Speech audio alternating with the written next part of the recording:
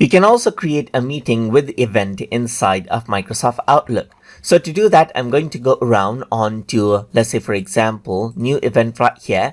And once I do that over here, you can see that the meeting option is over here. So if I were to go around over here and add in an attendee over here, so let's say for example, if I were to go around and turn this on right here, you can add in attendees over here. Like let's say for example, you can go around and add this right here and add another person over here just like this, and then click on send. Then let me just go around and add this in. You can see that there's this little event right here, and then this has a meeting in it. So you can go around and edit this out, as you can see right here, and then you can see that join Skype meeting is an option. So a Skype meeting is automatically added onto this particular event, as you can see right here, and there's the meeting link as well.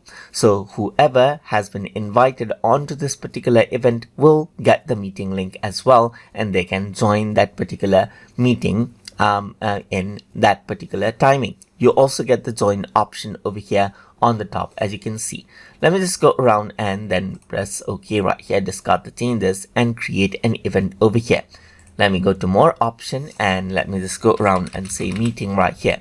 As long as I invite out the attendees right here, the Skype meeting gets turned on, as you can see right here. Or you can turn it off over here as well if you don't want it to be a meeting. So let's just go around and then add in this right here and add in this right here and click on send, and what happens is that meeting is here.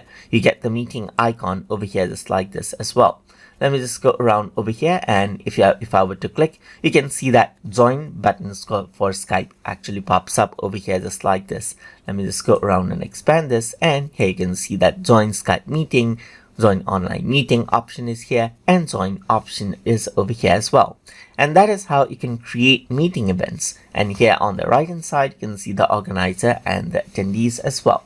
So if you guys learned something, as always, please like, comment, share, and subscribe.